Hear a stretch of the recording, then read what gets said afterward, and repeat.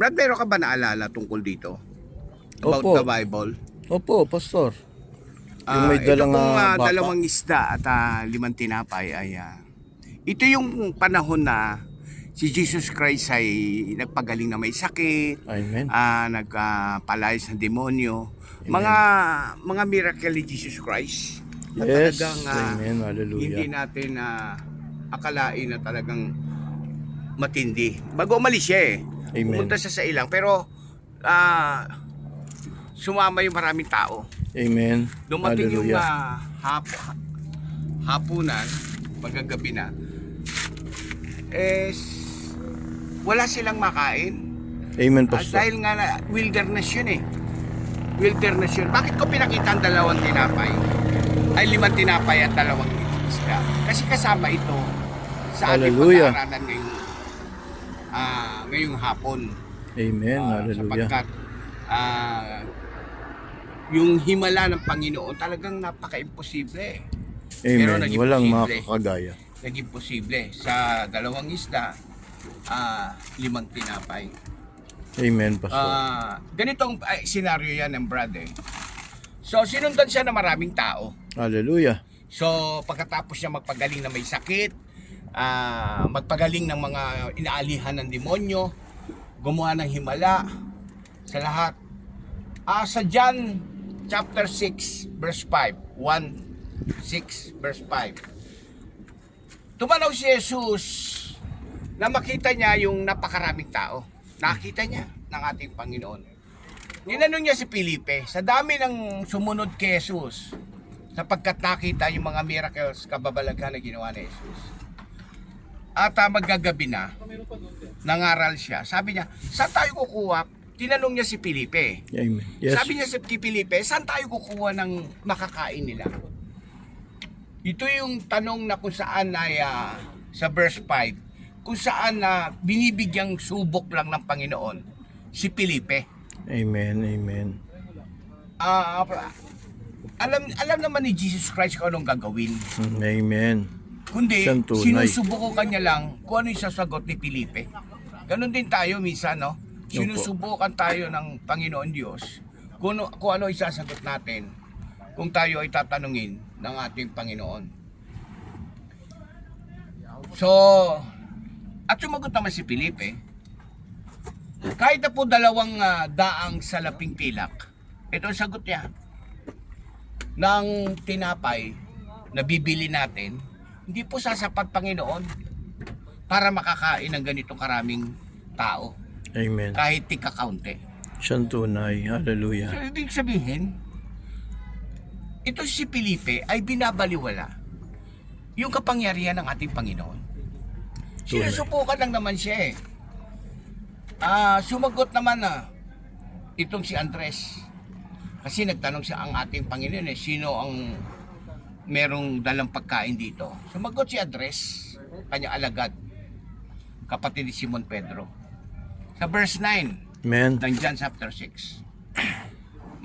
Meron po ditong isang bata na may dalang 2 tinapay.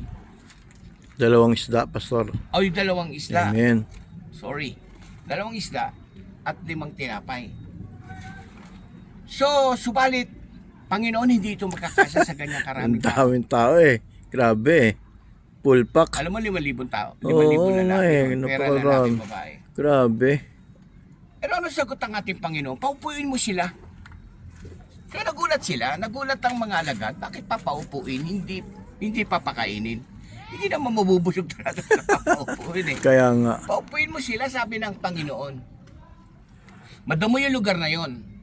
Ano mo po ang mga humigit kumulang na 5,000 lalaki. Sa verse 11, nung malaman ni Jesus na merong bata na merong dalang 5 tinapay, 2 isda. Tulad dito, Brad. Amen. Amen. Ito, tulad dito. Amen. Oo. 2 tinapay. At 2 At isda. 5 tinapay, 2 isda. Ay kinuha ng ating Panginoon sa bata. Ang Amen. maganda rito, kahit bata niya, musmus niya, kilala niya na si Jesus Christ. Oo, kaya siya sumama Oo, at saka kaya niya Naririnig niya. ibinigay. Amen. Amen. binagkaloob niya ng ano, pwede niya naman, siya lang ang kumain, mabubusog na siya eh. Amen. Pero ang ginawa niya, ibinigay niya sa ating Panginoon. Hallelujah. No, yung batang yon. So, nung pinaupo, madamo ang lugar, sabi nga 5,000 katao. So, anong ginawa ng ating Panginoon? Ang ating Panginoon, sa 5 tinapay, 2 isda, itinaas niya sa ating amang nasa langit. Amen. At siya po ay nanalangin ng pasasalamat Amen. sa ating amang nasa langit. At pagkatapos gawin ng ating Panginoon, ang sabi niya, sige, ipakain nyo na yan. Pero nagtataka. Kaya nga eh, kahit sino, magtataka. Oo, nagtataka ang mga alagad. Paano makakakain yan? Sa 5 tinapay, 2 isda. Pero pinamahagi nila eh. Amen. Nakita Grabe. nila, habang pinamamahagi nila ang 5 tinapay, 2 isda, hindi na uubos, brad. Oo, grabe. Hindi na uubos ang 2 isda, 5 tinapay. Pinasalamatan lang ng Panginoon ang 5 tinapay, 2 isda, at doon ay pinamahagi. Amen. Hallelujah. Nang makita ng mga alagad, lahat pala, 1,000 yun. Amen. 1,000 talaga, lampas. Pero sa lalaki na lang eh. 5,000 lalaki. Pera ang mabata. At pera yung babae. Lahat sila nakakain. Hallelujah. At nakaipon pa sila ng 12 bakol. Grabe. Grabing na tinapay at kapangyarihan. isda. No, nakatipon pa sila. So sa madaling salita, nag-himala ang Panginoon. Tama, Amen. mali? Amen. Dito sa 2 isda, 5 tinapay, kapag pinamahagi o ibinigay natin sa Diyos, hinawakan ng Panginoon, hindi ka nag-alala na ibigay ito sa Panginoon, ang kaunti, pwedeng dumami. Hallelujah. Siyang tunay.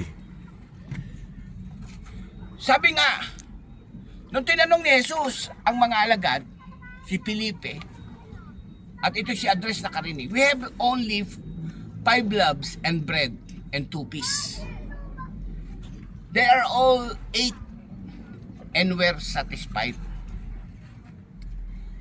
Mayroon po kaming 2 isda at 5 tinapay. At kumain nga sila. Amen. At Grabe, nabusog. no? Grabe. Wow! Ano ang gusto kong dalhin sa mga tagapakinig natin ngayon? So, ang problema nila ay kakulangan. Tama? Opo. Opo. Kakulangan. Bira mo, 2 isda, 5 tinapay lang yun. Pero katotohanan, hindi naman kakulangan ang nakikita. Yung perspective ng nila ay kulang ito.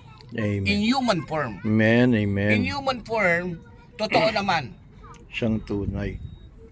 Pero sa totoo, para kay Jesus, para sa ating Panginoon, mga tigiliw na tagapakinig, hindi po nagkukulang ang Panginoon. Hallelujah. Yes. Kahit na ang sa dami ng kanyang pinakain sa 5 tinapay, 2 isda, nabusog po ang lahat at Amen. nakaipon pa sila. Hallelujah. Kasi minsan, Brad, kulang sa paningin ng tao, pero sa sobra sa paningin ng Diyos. Amen. Anong bibigyan diin dito? No worries, huwag ka mag-worries sa anong meron ka. Yes. Hallelujah. Kung anong meron ka, isurrender mong lahat Amen. sa ating Panginoon. Yes, God. Ibigay mong Hallelujah. lahat sa ating Panginoon. Yes, Lord. Sapagkat minsan tinitest tayo ng Panginoon sa ganitong sitwasyon. Katulad ni Felipe. Amen, oh God. Hallelujah. Tinitest tayo ng Panginoon kung talagang mananalig ka sa Kanya, mananampalataya ka sa Kanya sa gitna ng kakulangan. Amen. So, ang nanalig nga isang musmus na bata eh. Opo. Oo nga. Pero gumawa ang Diyos Yes. doon sa musmus na bata. Hindi naman tinanong ni Jesus na yung kakulangan, paano ano ang dapat ko? Hindi ganoon eh. Hindi ganoon ang ginawa ng ating Panginoon. Kundi sinubok lang sila, inano sila, pinaupo lang ang mga tao. Kaya nga, Brad, minsan yung ating pakikibaka, struggle natin sa buhay. Yung mga nangyayari nating negative situation about your life, hindi naman talaga totally kakulangan eh. Amen. Kundi kakulangan ng pagtitiwala sa Diyos. Amen. Oo nga, tama ka. Tama po, Pastor. Mali ang focus natin minsan. Amen. Tama ba? Tama po. Tama po. Makikita natin sa point number 2, ang himala ay nagsimula sa bata. Amen. Tama? Amen. In small things, ibig sabihin. Sa isang maliit na bagay, minsan nagsisimula ang simula. Very unique. Amen. Hindi sa malaking bagay, kundi sa maliit. Hindi galing sa disciples, hindi galing sa matanda. Ang pagkain, galing lamang sa isang bata. Amen. Hallelujah.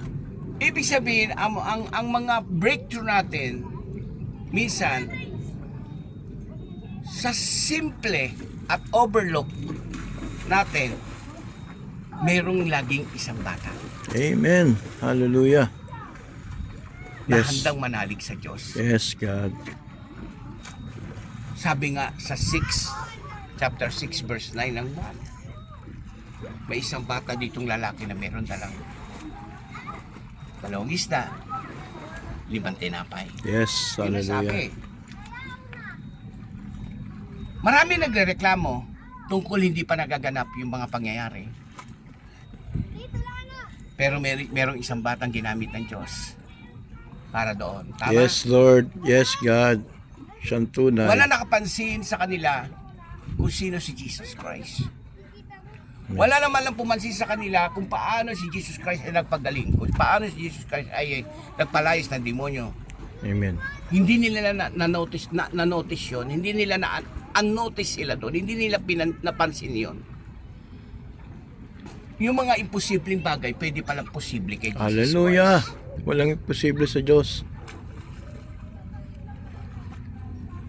Brad, hindi natin kailangan maging malaki muna para magamit ng Diyos. Opo. Sisimulan tayo sa ng Diyos Naniniwala sa po isang ako dyan. maliit. Amen. Amen. Katulad ng bata. Point number 3. Hindi sa diretso sa crowd ang pinamahagi nila. Amen. Nakita mo doon? Amen. Yung 5 tinapay, 2 isda, hindi naman diretso kagad sa crowd eh. Hindi. Sa mga tao. Hindi. Oo. Hindi naman eh. Ano ginawa? Dumaan muna sa kamay ng ating Panginoon. Amen. Hallelujah. Itong 5 tinapay, Amen. Tunay. 2 isda. Yes. Hallelujah. At makikita natin doon, hindi muna si Jesus ang nagbigay, namigay. At para makita ng lahat, maging ang disciple ang ginamit niya para ipakainin ng lahat. Amen. Sa Oh. 5 tinapay, Hallelujah. 2 isda. Amen. Hallelujah.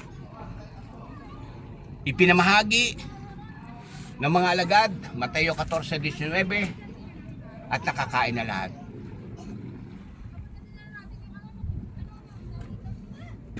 Ang himala na pinakita ni Jesus bilang provision, ito ay tatawagin nating training ground ng iyong faith. Tunay. Sana Hallelujah. maintindihan niyo ang ibig sabihin ng talatang ito. Sana katulad din tayo ng bata, ibigay natin sa Diyos. Hayaan natin dumaan sa kamay ng Diyos ang lahat ng uri ng blessing na meron ka. Amen. Hallelujah. Minsan hindi naman binibigay muna ng ating Panginoon ang sobra. Padadaanin ka muna sa proseso niya. Tama ba ako dyan? Amen. Para matutunan natin na ang totoong pagtitiwala ay wala sa atin, kundi na sa Diyos.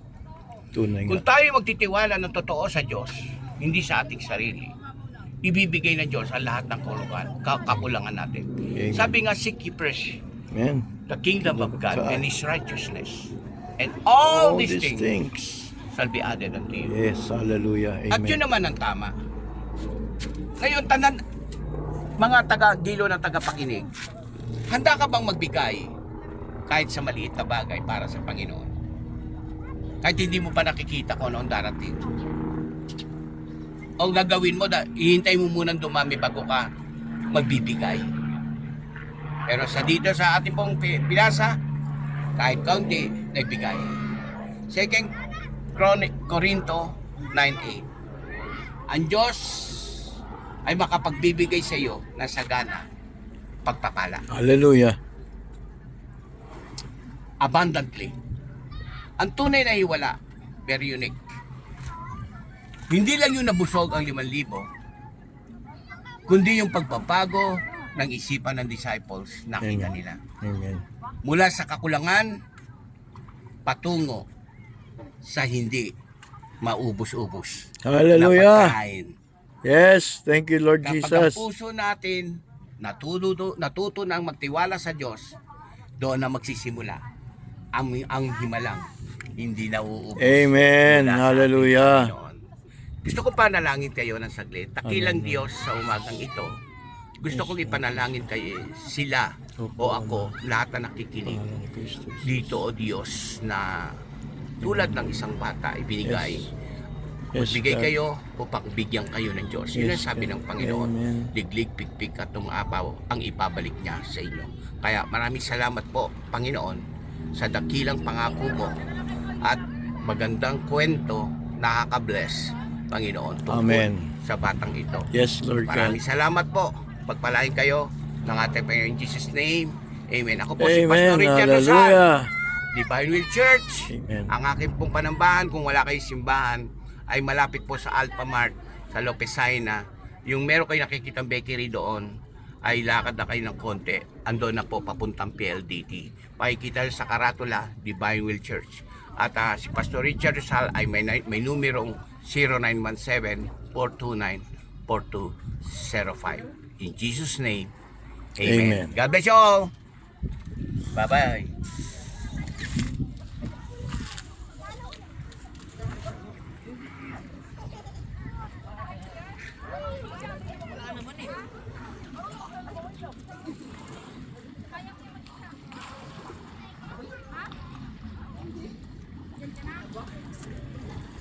Up.